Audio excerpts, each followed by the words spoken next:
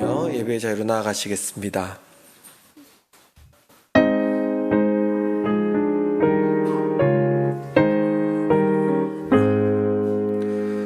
만복의 근원 하나님, 온 백성 찬송 드리고 저 천사여 찬송하세. 찬송 성부 성자 성령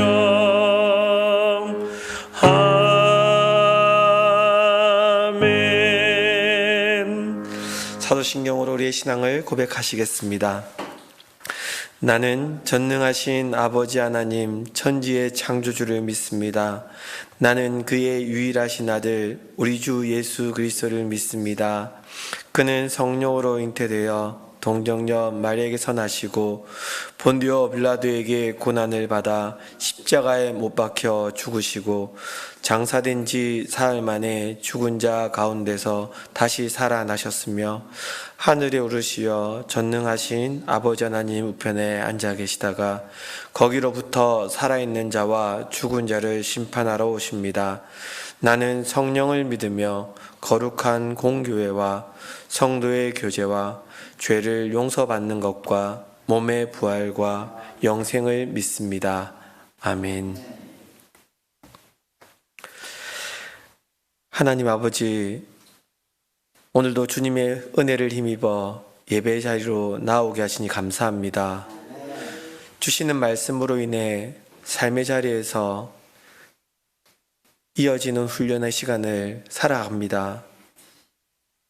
그 허락하신 훈련을 감당하며 나아갈 때에 때로는 낙심하며 원망하는 저를 발견하게 되어집니다.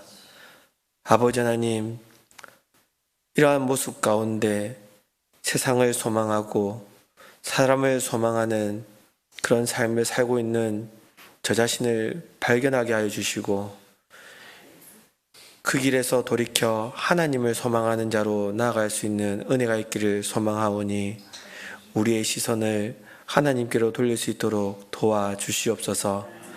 참으로 연약한 저희들이지만 그럼에도 불구하고 우리의 삶의 열매들이 아니라 예수 그리스도의 은혜로 우리를 자녀 삼으시고 계속해서 불러주십니다.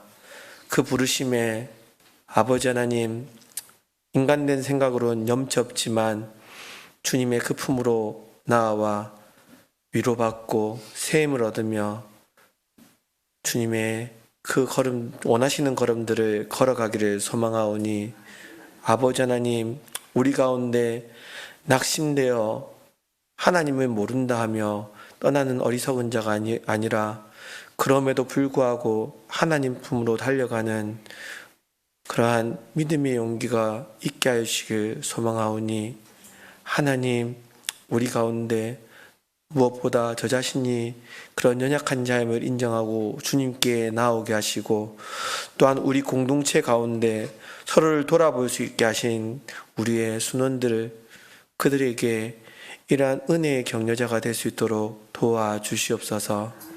하나님, 오늘도 말씀을 허락하셔서 우리 공동체로 하여금 주께로 시선을 돌리도록 하십니다.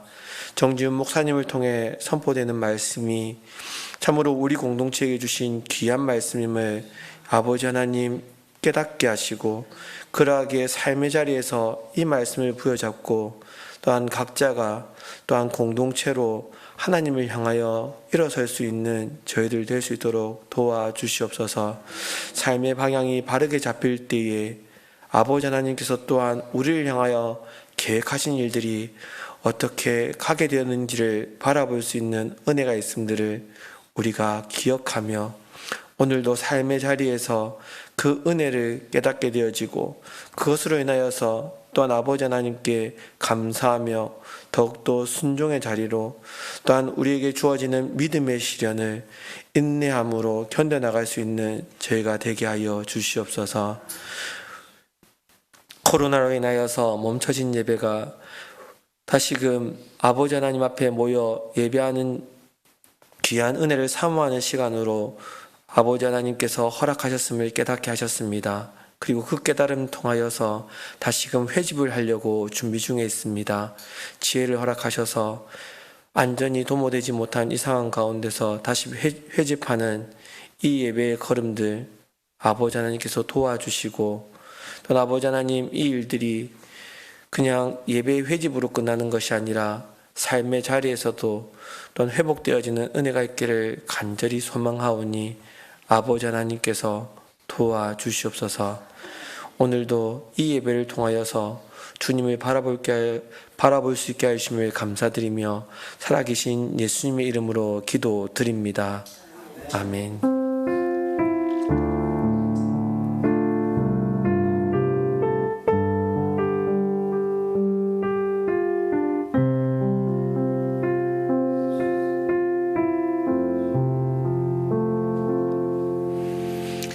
다 같이 말씀 보시겠습니다. 오늘 하나님께서 우리에게 주신 말씀은 창세기 41장 1절에서 13절까지 말씀입니다. 창세기 41장 1절에서 13절까지 말씀을 제가 봉독해 드리겠습니다. 만 2년 후에 바로가 꿈을 꾼 즉 자기가 나일 강가에 서 있는데 보니 아름답고 살찐 7 암소가 강가에서 올라와 갈밭에서 뜯어먹고 그 뒤에 또 흉하고 파리한 다른 7 암소가 나일 강가에서 올라와 그 소와 함께 나일 강가에 서 있더니 그 흉하고 파리한 소가 그 아름답고 살찐 7 소를 먹은지라. 바로가 곧 깨었다가 다시 잠이 들어 꿈을 꾸니 한 줄기에 무성하고 충실한 7 이삭이 나오고 그 후에 또 가늘고 동풍에 마른 7 이삭이 나오더니 그 가는 7 이삭이 무성하고 충실한 7 이삭을 삼킨지라. 바로가 깬즉 꿈이라. 아침에 그의 마음이 번민하여 사람을 보내어 애굽의 점술가와 현인들을 모두 불러 그들에게 그의 꿈을 말하였으나 그것을 바로에게 해석하는 자가 없었더라. 술 맡은 관원장이 바로에게 말하여 이르되 내가 오늘 내 죄를 기억하나이다. 바로께서 종들에게 놓아사 나와 떡 굽는 관원장을 친위대장의 집에 가두셨을 때에 나와 그가 하룻밤에 꿈을 꾼즉 각기 뜻이 있는 꿈이라. 그곳에 친위대장의 종된 히브리 청년이 우리와 함께 있기로 우리가 그에게 말하매 그가 우리의 꿈을 풀되 그 꿈대로 각 사람에게 해석하더니 그 해석한 대로 되어 나는 복직되고 그는 매달렸나이다. 아멘. 이 시간 정준 목사님 나오셔서 성령의 능력을 힘입어 하나님과 사람을 섬기자라는 제목으로 말씀 나누실 때 은혜의 시간 되시길 소망합니다.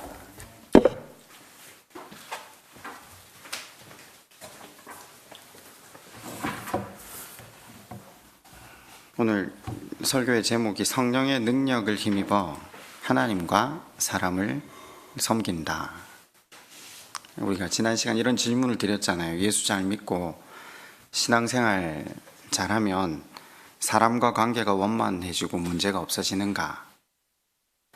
아니, 흔히 말하는 사람과의 관계 속에서 오는 스트레스에서 해방될 수 있는가? 정말 신앙이 깊어질수록 사람과의 관계도 좋아지고 싫어하는 사람 한 명 없어지고 모든 사람을 다 사랑할 수 있고 그럴까요?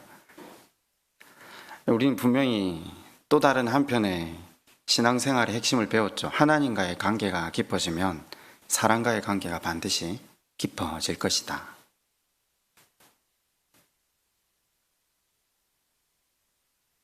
하나님과의 관계가 깊어진다는 것을 다른 말로 하면요, 오늘 설교의 제목을 그렇게 잡았잖아요. 성령의 능력을 힘입을 때라고 표현할 수 있죠. 성령의 능력을 힘입는다라는 것을 정확히 성경적으로 다시 표현하면 복음을 깨달을 때입니다. 그럼 복음이 무엇인가에 대해서 바르게 이해를 해야 되겠죠. 복음이 뭡니까? 사람들은 그저 예수 그리스도를 믿어 구원에 이르는 것 물론 핵심이죠. 복음은 하나님 말씀입니다. 하나님 말씀의 의미를 바르게 깨닫는 것이 성령의 능력을 힘입은 사람들이 누리는 가장 큰 은혜요, 능력입니다.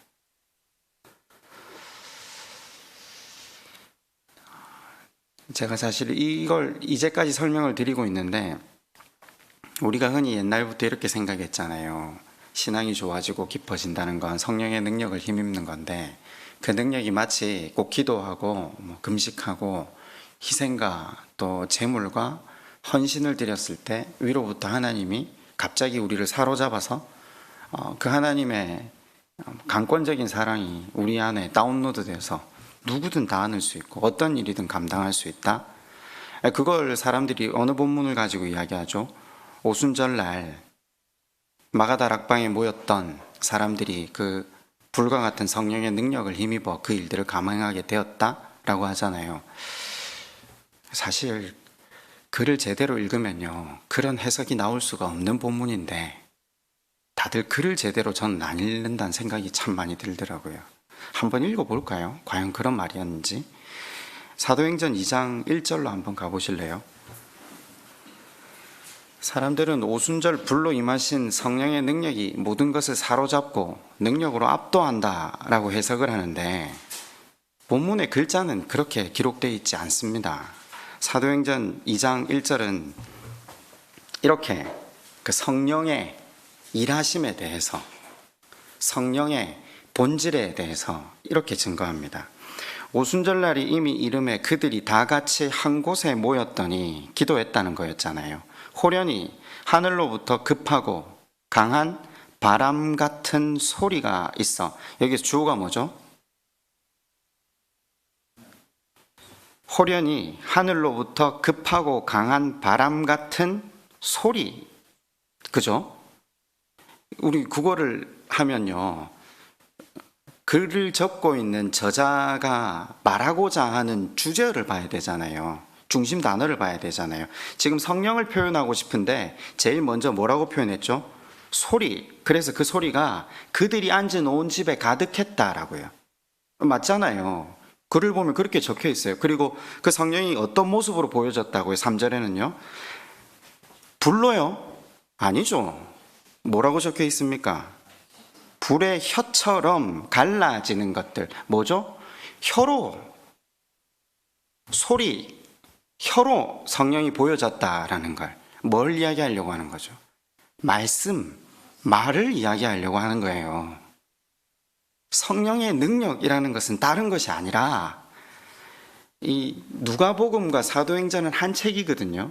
누가가 예수 그리스도의 말씀의 능력을 누가복음에서 설명을 하고, 그 능력인 말씀으로 사람들이 하나님 앞에 자신이 누구인지, 자신의 그 죄악과 소망 없는 인생이 그 마냥 탕감받았다는 것을 정확하게 깨닫게 되는 것이 성령 하나님께서 말씀을 통해 일하시는 능력이라는 걸 오순절 역사를 통해 그걸 설명하고 싶었던 거예요.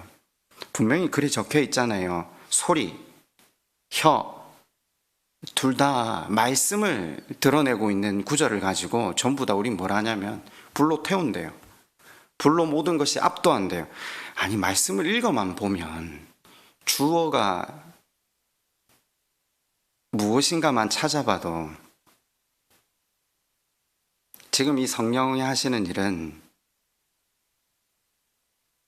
그 복음의 본질을 알게 하는 거죠. 여러분, 말씀 앞에 우리의 인생이 비추어지면 우리의 죄인됨을 절감할 수밖에 없지 않습니까? 소망 없는 인생인 우리를 위해 예수님께서 십자가를 지심으로 값없는 구원의 은혜를 힘입었다. 그 사랑에 감격한 사람들, 그 능력에 무릎 꿇은 사람들은 드디어 하나님 앞에 예배드립니다. 그리고 레위기에서 설교했듯이 하나님께로는 예배로 올려드리지만 하나님이 지으신 사람들에게는 섬김으로 그 복음의 능력이 나타나게 되는 것이 하나님 나라를 이루는 것.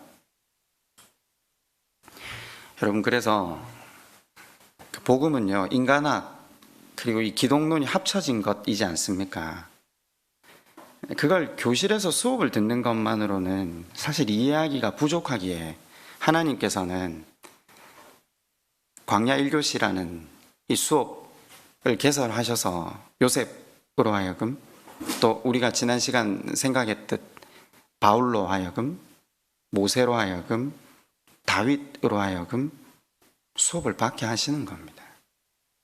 이걸 이론적으로 들어서 알 수 있으면 수업을 안 받아도 되지만, 인간에 대해서 정확히 깨닫지 않고는 자기가 어떤 존재인지를 정확히 아는 방법을 하나님께서 이 광야 1교시를 통해서만 그 인생을 깨우칠 수 있기에, 그래야 사람을 더 이상 신뢰하는 대상으로 삼지 않고 하나님만을 신뢰함으로 하나님의 사랑을 힘입어 맡기신 사람들을 신뢰하고 존중히 여기고 배려하고 섬김으로 나아갈 수 있다는 거죠.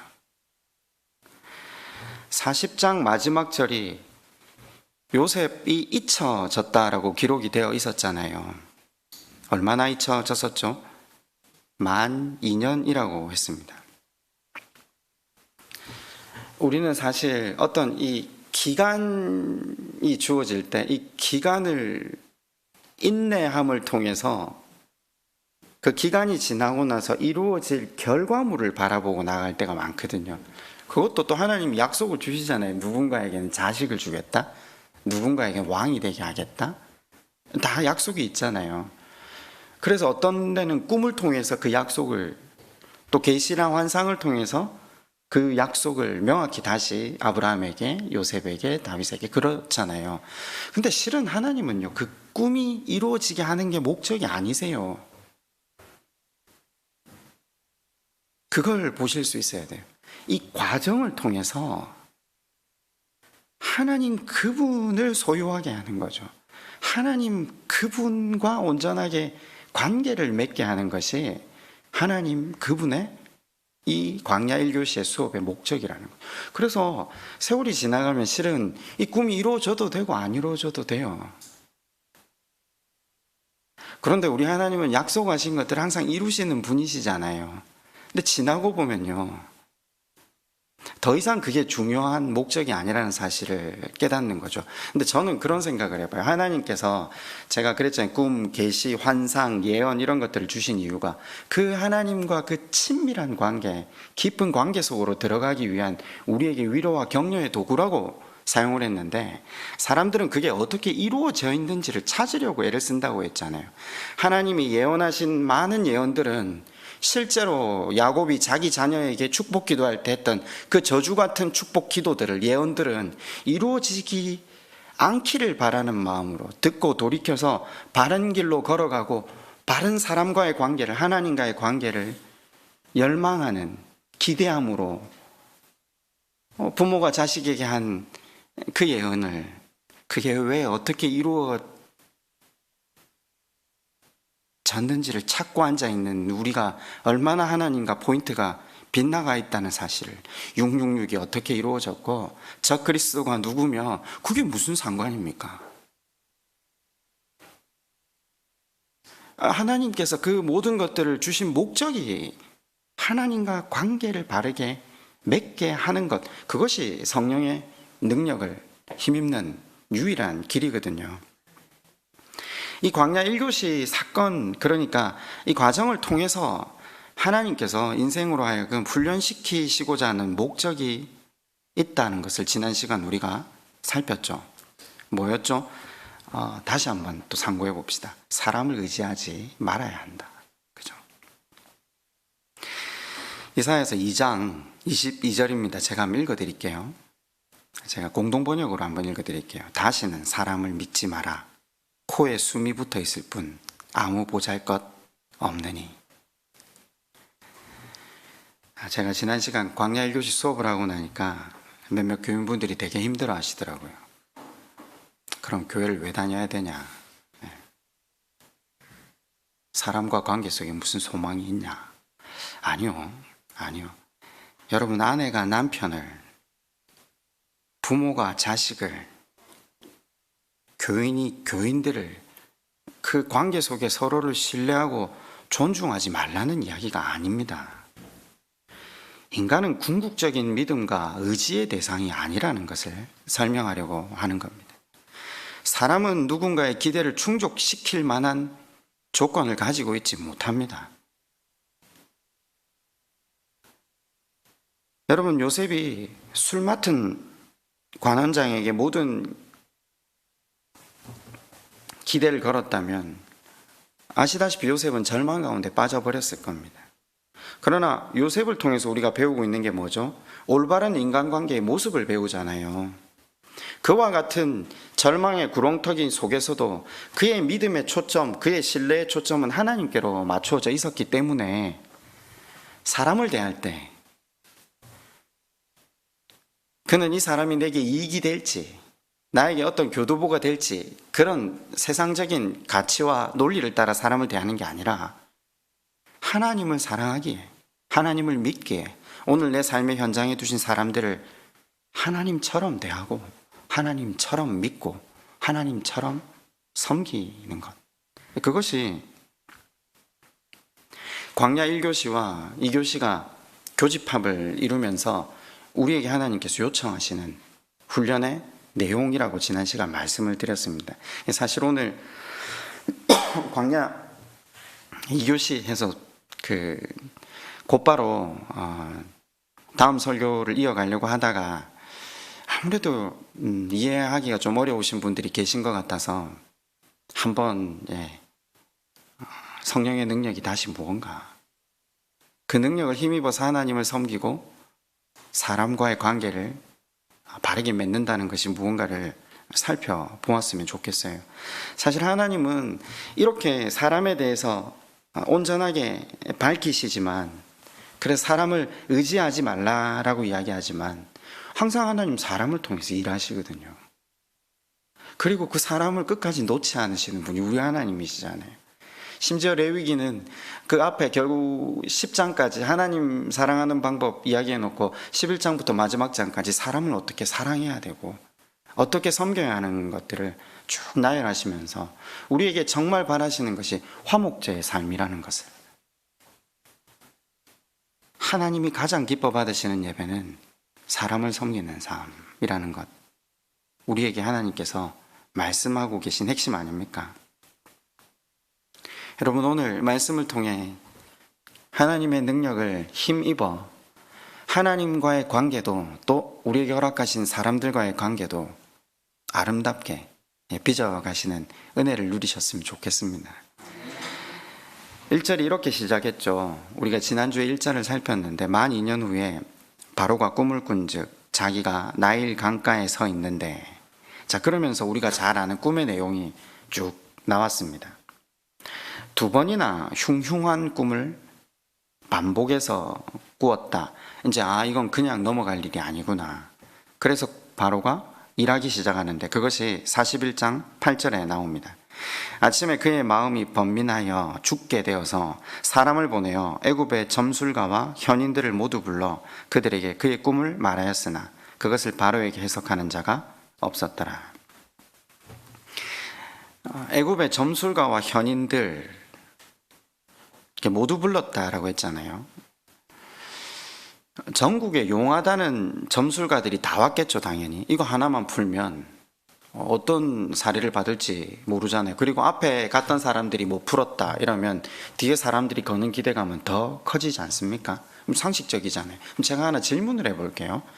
이 당시 애굽에 점술가와 현인들이 과연 술객이나 박사가 몇 명이나 됐을까요? 그렇겠죠. 여러분, 제가 2010년도인가 우리나라 무속인 통계 지표를 봤을 때 55만이었거든요. 2014년도에 다시 통계청에서 낸 자료를 보면 98만이에요. 21세기를 살아가는 오늘도 무속인이 이렇게 많거든요. 그럼 그 당시에는 얼마나 많았겠습니까? 아니, 동네에 점 좀 친다는 사람이 얼마나 많았겠습니까? 지금도 100만이나 가까이 되는데, 애굽에서 난다긴다 하는 사람들이 다 모였는데 이 시간의 간격이 제법 길었을 거예요. 그러면 하나 다시 질문해 봅시다. 이 사람들 본업이 뭐죠? 술객, 박사, 무당, 꿈 해석이 전공 과목입니다.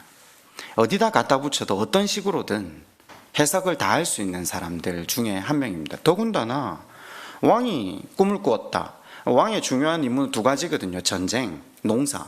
우리도 옛날에 농사 안 되면 바로 임금 폐위시켜라 이야기 바로 했잖아요. 이 당시는 더 했거든요. 애굽은 이게 빈번하던 나라였잖아요. 그 얼마나 흉년과 풍년이 빈번했으면 애굽 사람들이 그 나일강의 홍수를 계산해내는 기하까지 정밀하게 연구했을 정도로 너무나도 상식적인 접근을 할 수 있는 꿈인데도 불구하고 누구 한 명도 말을 하지 못했다라고 성경은 밝힙니다. 하나님이 역사하셨다라는 말을 다른 표현으로 하는 거죠. 하나님이 요셉을 감옥에서 끌어내셔야 되는데 만약에 다른 사람이 해석을 해버리면 문제가 되잖아요. 그래서 다른 사람의 판단과 눈을 막으셨다라고는 라고밖에 볼 수 없다는 거죠. 자, 그 꿈을 맞추지 못했을 때 드디어 술 맡은 관원장이 나섭니다. 여러분 이 구절 한번 보실래요? 술 맡은 관원장이 바로에게 말하여 이르되 내가 오늘 내 죄를 기억하나이다. 지난번 설교를 드릴 때도 한번 이 구절에 대해서 이야기를 좀 했지만 우리는 굉장히 요셉 편이거든요. 성경을 읽을 때 우리가 이미 끼고 있는 안경이 있기 때문에 본문을 있는 그대로 읽지 못하는 경우가 참 많아요. 이 사람이 진짜 요셉 편에서 일하고 있는가? 제가 아니라고 했거든요. 여기 죄라는 단어가 히브리어로 복수로 쓰여지고 있는데 헤트라는 단어가 나오는데요. 내가 오늘 내 죄를 기억하나이다. 이러니까 우리는 어떻게 해석하냐면요. 아, 내가 요셉을 배신한 것, 그걸 기억한다. 이렇게 해석하지만 관원장이 요셉에게 반드시 그렇게 하겠다고 약속한 적 있습니까? 기록되어 있습니까? 없어요. 아니, 관원장의 입장에서 한번 생각해 보자고요. 자기는 그냥 자기의 행한 일에 따라서 무죄 판결을 받은 거예요. 그냥 그 일을 3일 전에 알게 한 것밖에 없잖아요.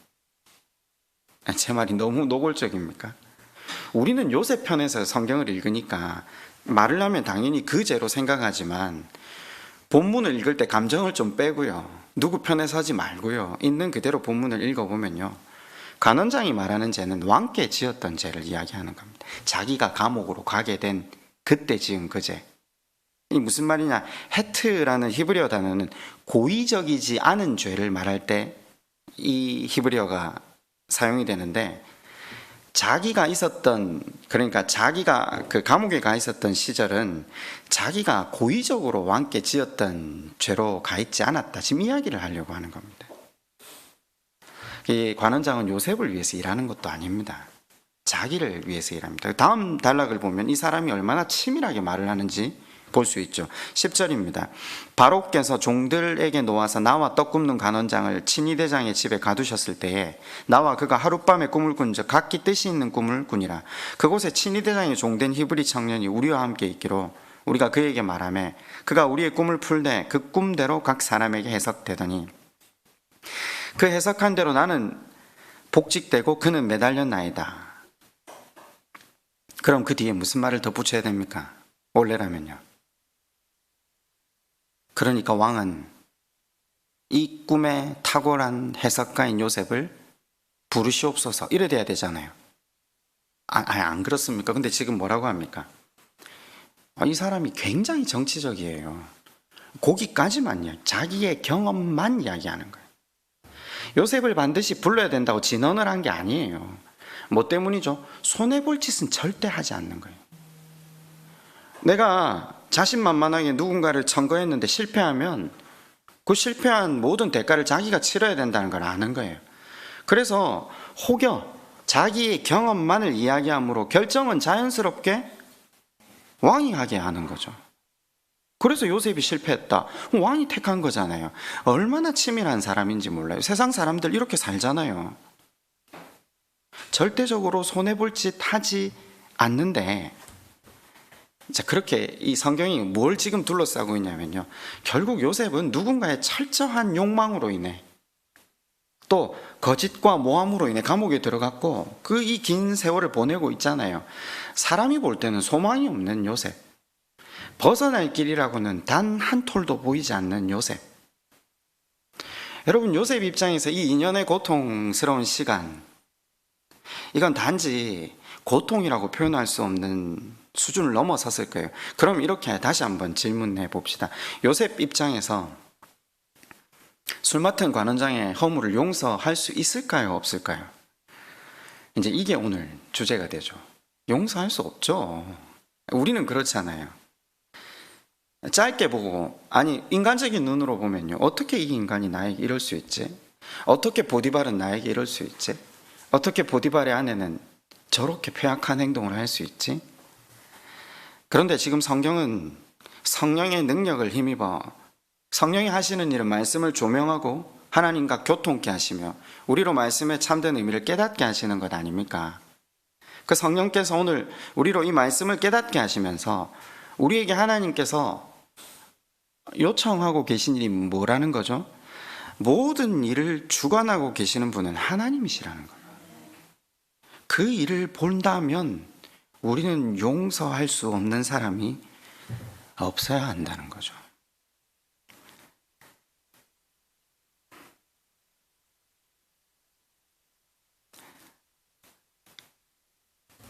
만약에 2년 전에 장관이 잊지 않고 요셉을 불러냈다면요, 요셉은 총리로 올라가는 게 아니라 다시 노예살이로, 다시 종살이로 복직했을 겁니다. 그런데 하나님이 그들의 욕망과 이기심과 거짓을 허락하시고 내어버려 두셨기에 자, 지금 불려 나오는 건데, 지금 뭐로 불려 나옵니까? 총리로 불려 나오는 겁니다.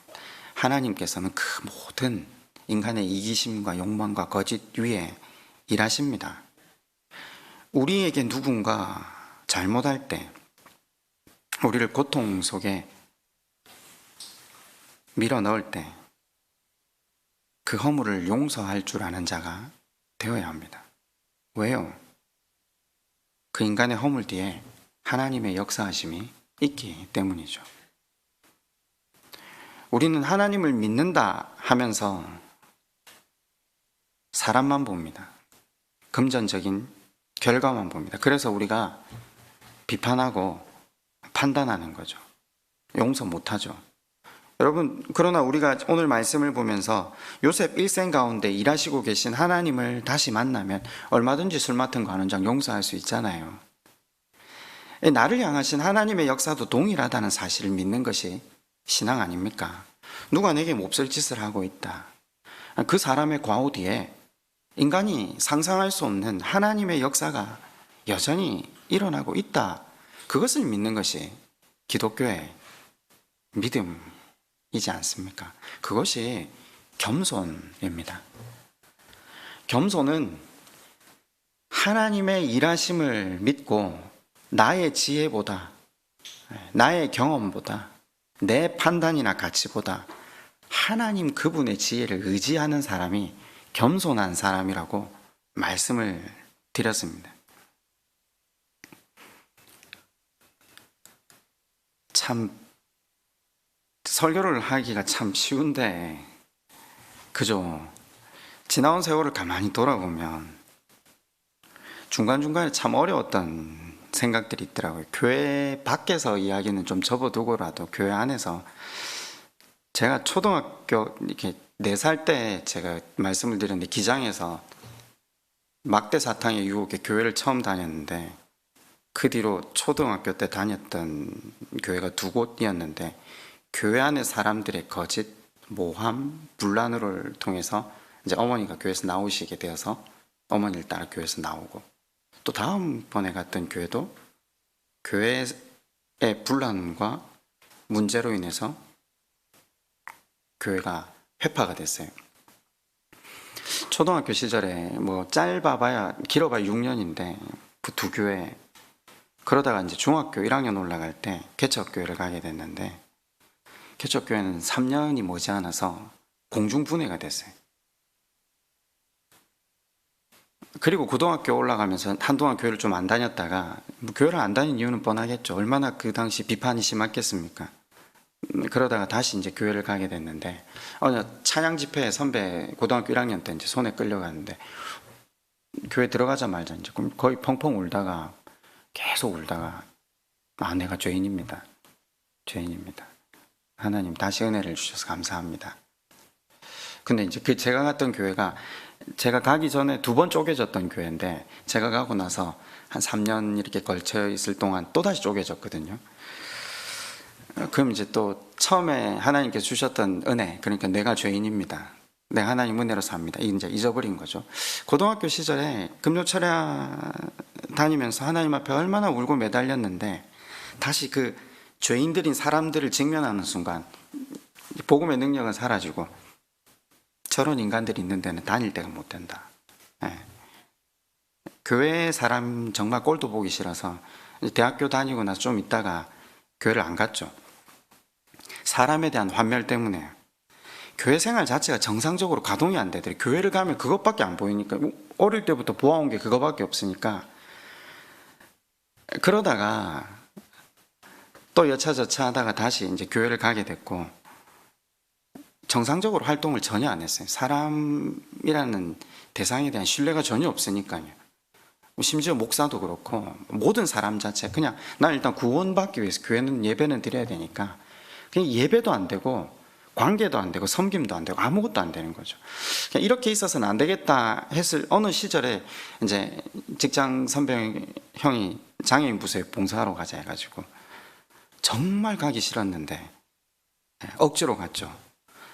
가서 보니까 이분들은 교회도 안 다니면서 자녀들 내보내놓고, 제가 이렇게 표현하면 그렇지만 교회는 마땅히 그래야 된다라고, 섬김을 주어야 된다고.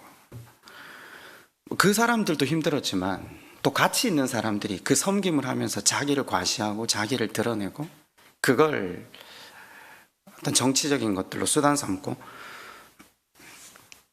여기도 결국 똑같구나, 못하겠더라고요. 그래서 또 나갔죠. 저는 들어가고 나가고 하도 많이 반복해가지고, 그때 나갈 때 나는 이제 교회 안 다닌다. 이제는 그냥 집에서 예배 드리자. 말씀 잘 듣고 말씀도 많이 알고 예배 드리면 되지 했는데, 이제 한 가지 사건을 이제 경험하게 되면서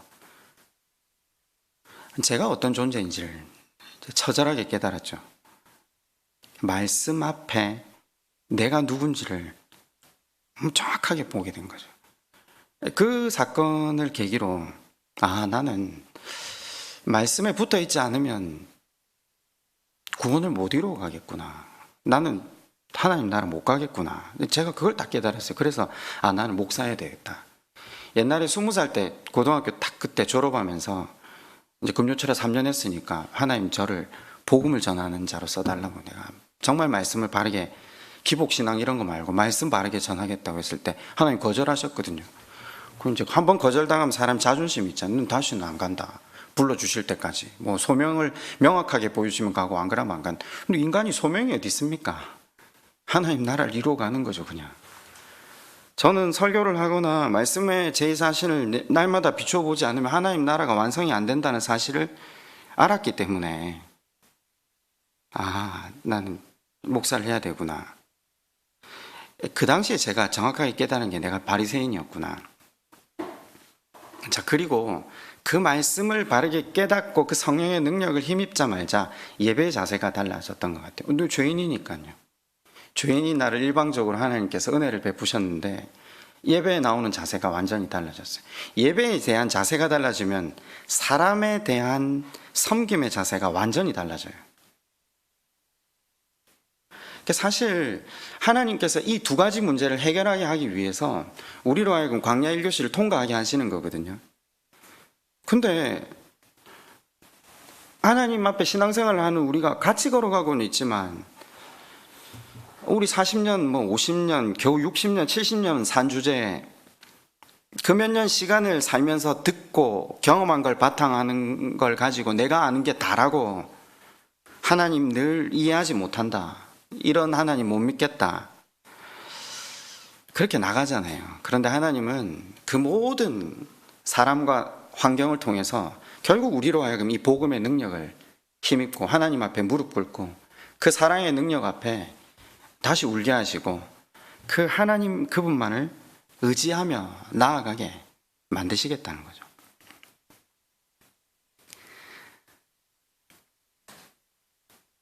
시간이 좀 길어지면 안 되는데 그래도 말씀을 좀 이어가서 이 부분의 말씀을 다시 한번 이해했으면 좋겠어요. 제가 지난번에도 똑같이 설교를 했는데 다들 이해를 잘 못하시더라고요. 여러분, 이 마음을 대변하는 말씀이 주님의 설교잖아요. 그죠? 그건 이해가 가시잖아요. 그게 산상설교의 핵심이에요. 지금 이 마음을 가지고 이 설교를 보시면 이해가 확연하게 될 거예요. 산상설교가 5장, 6장, 7장이잖아요. 그 7장에 어떤 부분이 구체적으로 나오죠? 비판을 받지 아니하려거든 비판하지 말라. 너희가 비판하는 그 비판으로 너희가 비판을 받을 것이요 너희가 헤아리는 그 헤아림으로 너희가 헤아림을 받을 것이라. 이 예수님의 말씀이 구체적으로 9가지가 뒤에 나열이 되거든요. 제자도의 삶, 복음의 능력을 힘입은 사람이 살아야 될 삶의 내용. 근데 우리는 이 말씀을 보면 뭐라고 하느냐면요, 비판하지 말라, 판단하지 말라 이렇게 받아들여요. 판단하면 너 반드시 하나님 저주받는다. 그게 아니라 너 유한한 인생이야. 넌 다 보지 못해. 너가 누군가에게 그런 존재였다는 사실조차 모르고 사는 인간이야. 너가 얼마나 소망이 없고 부질없는 인생이었는데 일방적인 나의 은혜로 구원에 참여되었다는 사실을 모르는 인생이야. 그러니까 그 하나님의 은혜와 능력을 알면 너는 누군가를 비판하거나 누군가를 판단하는 것을 넘어서서 그 사람을 섬기고 사랑할 수밖에 없어. 이 이야기입니다. 예수님께서 우리에게 비판하지 말라, 판단하지 말라고 하는 것은 바꾸어 말하면 겸손하라는 거잖아요. 겸손이 무엇이라고 했죠? 나의 지식과 경험을 뛰어넘어 하나님의 말씀에 나를 순종시키는 거죠. 사실 말씀은요, 나의 지식과 경험과 상충되는 것이 천지입니다. 뭐라고 하냐면요, 하나님 그렇게 해서는 일이 안 돼요.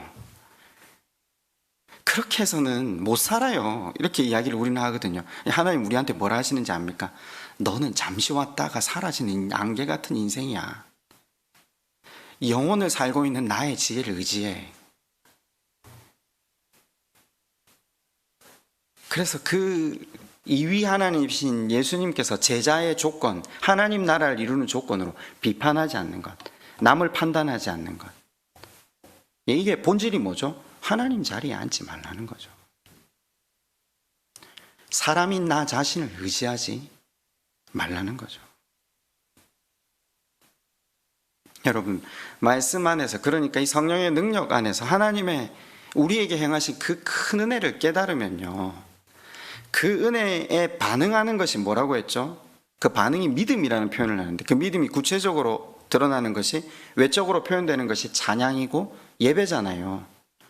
그러니까 예배는 하나님께서 우리에게 베풀어 주신 것에 대한 반응이죠. 그게 찬양과 감사로 드러나는데, 이 베풀어 주신 이 은혜와 구원에 대한 감격이 하나님께로가 아닌 다른 사람에게로 흘러나갈 때 뭐라고 표현합니까? 섬김이라고 표현하는 겁니다. 제가 레위기를 처음에 설교할 때 예배, 소재 설교를 했거든요. 소재가 삶의 예배라는 설교를 드렸어요. 그 삶의 예배가 뭐라고요? 섬김이라고요. 예배를 드릴 때 예배는 하나님께 올려드리는 것이고 이웃에게 섬기는 일은 똑같은 예배라고 하는 거죠. 그래서 영문에 보통 번역해두면 예배를 워십이라고 하지만 뒤에 보면 서비스라고도 되어 있잖아요. 같은 말이에요. 하나님께서 성령의 능력을 힘입어 복음을 바르게 깨달으면요, 그 깨달은 그 중심, 그 시선을 가지고 이제 사람과 바른 관계를 맺어야 한다는 거죠. 물론 사람은 실망을 줄 수밖에 없는 대상입니다. 그 사람에게만 주목하면 걷잡을 수 없는 상태로 빠져듭니다. 우리가 자녀에게 거는 기대가 있잖아요. 물론 나중에 우리 자녀들은 우리의 기대를 여전히 어김없이 저버릴 겁니다. 제가 예언을 하면 안 되는데, 그죠? 남편에게 걸었던 기대가 있고 아내에게 걸었던 기대가 있는데 어김없이 다 여지없이 무너뜨려 주잖아요. 그래서 우리가 어떤 관계로, 어떤 상태로 나아가죠? 이제 사람을 만나는 걸 두려워하고 관계가 불안정하고 고통스러워하기 시작하거든요. 심지어 사람 만나고 싶지도 않아 하고 더 이상 이제 사람과 관계 맺는 것 자체를 거절하잖아요. 여러분, 그 성경에 보면 이런 구절이 있어요. 시간상 제가 읽어드릴게요. 예레미야서 17장 5절에 이렇게 나와 있어요. 여호와께서 이와 같이 말씀하시니라. 무릇 사람을 믿으며 육신으로 그의 힘을 삼고 마음이 여호와께서 떠난 그 사람은 저주를 받을 것이라. 사람을 믿고 육신으로 그의 힘을 삼은 그 중심이 여호와께로 떠난 사람은 저주를 받는다. 이게 무슨 말이죠? 사람과 관계를 끊으라? 아닙니다. 앞에 제가 얼마나 하나님께서 사람과 바른 관계를 맺기를 본인도 애쓰셨고 우리에게도 관계 맺는 법을 설명하는 것이 성경이라고 말씀을 드렸잖아요. 자, 그러면요, 사람과 바른 관계를 맺을 수 있는 방법이 뭐라고? 바로 예레미야서 17장 그 밑에 절에 7절에 나옵니다. 그러나 무릇 여호와를 의지하며 여호와를 의뢰하는 그 사람은 복을 받을 것이라. 여러분, 복이 뭔가 이제 우리가 설교를 통해 들었잖아요. 시편 1편의 복, 팔복, 사람과의 관계, 하나님과의 관계 회복이거든요. 해결 방법이 뭐라고요? 사람에게 받은 그 실망감, 사람에게서 받은 그 아픔, 그것을 다시 하나님의 신실하심과 은혜를 갈망하는 자리로 서게 하는 에너지로 삼아야 된다는 거죠. 도구로 삼아야 된다는 거죠. 우린 그렇잖아요. 누군가 관계를 맺다가 깊은 상처를 입다, 모함을 당하고 억울함을 입었다. 그러면요, 그 증오와 분노, 그 에너지를 가지고 그 사람을 다시 미워하고 어떻게 갚아줄까? 어떻게 더 증오할까? 그러니까 그 힘으로 삼아야 되는 것이 아니라 그 사람에게 당한 아픔, 그 증오, 억울함을 하나님을 바라보는 에너지로 삼아야 된다고 성경이 우리에게 증거하는 겁니다. 그래서 하나님께서 우리에게 허락하시는 수없이 많은 이 시련들은 그 하나님만을 바라보기 위해서 먼저 하나님 그분과의 관계를 깊이 빚어가는데 하나님이 사용하시겠다라는 거죠. 여러분, 여전히 우리 교회, 또 한국교회 많은 사람들이 사람과의 관계 때문에 가난한 성도가 되기도 하고, 교회는 다니지만 한 발만 걸치고, 또 저처럼 왔다 갔다 또 그만뒀다. 그거 당연한 겁니다. 과정이 있어야 되죠. 밟아야 될 계단, 거쳐야 할 관문이 분명히 있습니다. 그러나 우리가 그 시간을 조금이라도 줄일 수 있는 방법이 뭐라고요? 하나님 그분께로 우리의 시선을 맞추고 하나님 그분의 도우심을, 그 성령의 능력을 구하면요, 하나님께서 그 기도하는 모든 사람에게 성령의 능력을 부어주시겠다고 약속하셨습니다. 그 말씀을 깨닫고 우리를 향한 그 하나님의 사랑을 절감하게 하셔서 그 사랑 힘입어 다시 우리에게 허락하신 사람들을 사랑할 수 있는 에너지를 부어주시겠다고 약속하십니다. 한 주도 그 하나님 그분께 시선을 맞추고 그분의 도우심을 간구하며 나아가시는 저와 여러분 되시기를 주님의 이름으로 축원드립니다. 우리 한번 피아노 반주에 맞추어서 잠시 한번 기도할까요? 하나님께서 이와 같은 목적을 가지시고 우리를 빚어 가신다는 사실, 우리를 훈련하신다는 사실, 그 환경을 또 그 사람들을 인내함으로 기다리는 믿음 달라고 우리 시간 한번 그렇게 기도했으면 좋겠습니다. 함께 기도하겠습니다. 아버지 하나님, 우리는 하나님의 시선으로 세상을 바라보지 못할 때가 많습니다. 우리의 눈이, 또 우리의 시선이, 우리의 마음이 지금 서 있는, 지금 함몰당한 그 사태에만 모든 것이 초점이 맞추어져서 그것을 넘어서지 못하는 우리를 바라볼 때가 얼마나 많은지 모릅니다. 주께서 우리로 다시 한번 그 말씀의 능력을 힘입어, 하나님의 능력을 힘입어 하나님 바라보며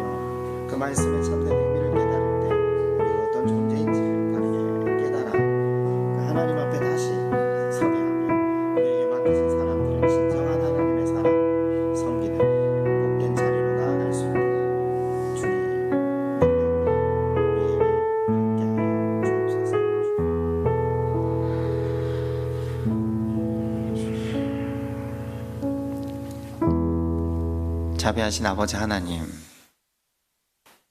좁은 시선으로 우리의 상황과 또 환경과 허락하신 사람들을 원망할 때가 많았습니다. 긴 세월 하나님은 우리에게 이 하나님 나라를 허락하시려고 우리로 광야 1교시 수업을 듣게 하신다는 사실을, 또 이 수업을 통해 우리에게 바라시는 것이 무엇이라는 것을 말씀을 통해 깨닫게 하셨습니다. 여전히 우리는 우리 시선이 하나님께로 온전히 향하다가도 또 세상에게로, 사람에게로 넘어질 때가 많사오니 성령 하나님, 우리를 붙들어 주옵소서. 다시 하나님께 시선을 맞추고 도우심을 구할 때 성령의 능력을 힘입는 주님의 제자들 되게 해 주옵소서. 우리를 사랑하신 아버지께 이 시간 예배드립니다. 명하신 대로 예물도 올려 드리오니 주님 연락하여 주옵소서. 우리 주 예수 그리스도의 은혜와 하나님의 사랑하심과 성령님의 교통하심이 하나님의 백성들 가운데 영원토록 함께 계시기를 축원합니다. 아멘.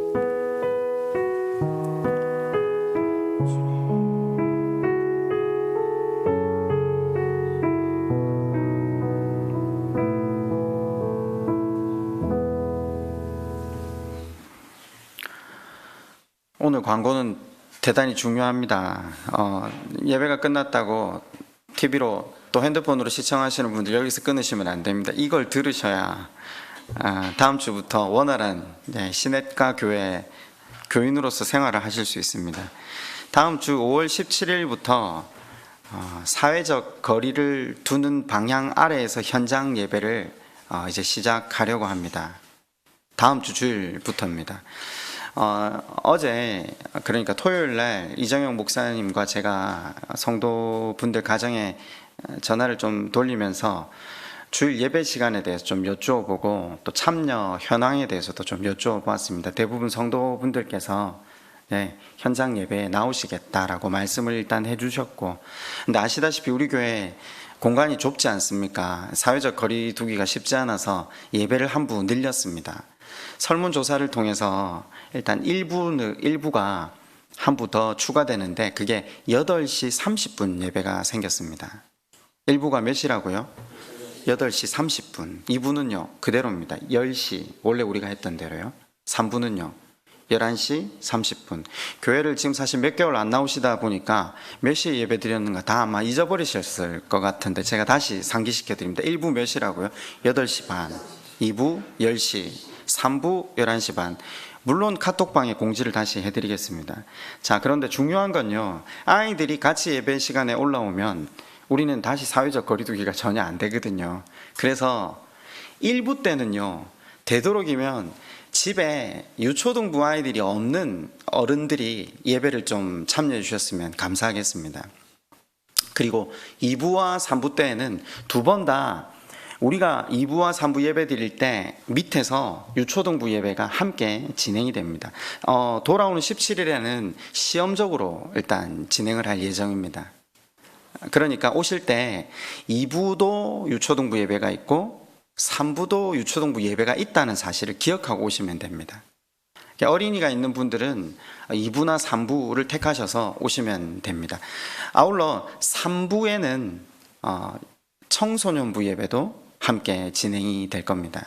공간은 이제 다른 곳에 마련을 해서 예배가 진행이 되는데, 이제 일단 이렇게 예배를 진행하는 것은 당분간 코로나 사태가 진정이 될 때까지 한시적으로 이렇게 예배를 진행하려고 합니다. 사회적 거리두기가 될 만큼 공간이 넓었으면 사실은 저희들이 이렇게 선택은 하진 않았을 건데, 현재로 이렇게밖에 선택할 수 없는 점을 조금 양해해 주셨으면 좋겠습니다.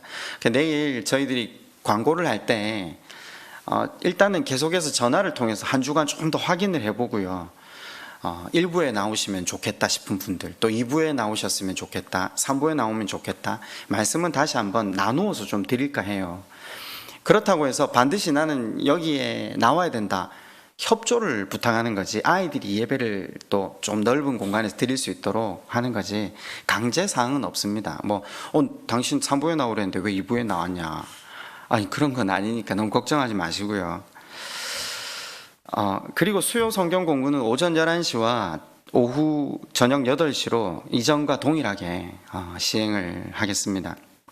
기존 예배 영상은 오전 8시 반 일부 거를 녹화해서 중간에 스트리밍 하는 시간이 있거든요. 그 시간을 거쳐서 오후 2시에 가정에서 또 혹은 다른 타지에서 예배를 드리시는 분들은 그 시간에 예배를 좀 드려주셨으면 감사하겠습니다.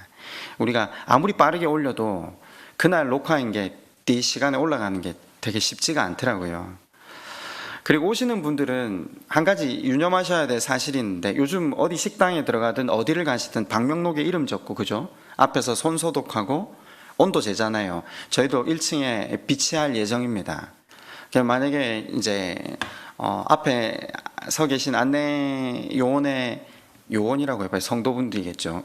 요청에 따라서 조금씩 잘 협조해 주시면 좋은데 시간이 조금 걸리겠죠. 그러니까 조금씩 예배 시간에 당겨서 와주시면 감사하겠습니다. 마지막으로 예배가 정말 이전처럼 온전하게 잘 이루어지고 또 순모임은 하지 않거든요. 그래서 다시 우리의 순모임을 통해서 말씀을 나누고 우리가 서로를 섬길 수 있는 이 훈련이 다시 시작될 수 있도록 코로나가 하루속히 잘 해결될 수 있도록 기도도 부탁드립니다. 평안한 오후 되십시오.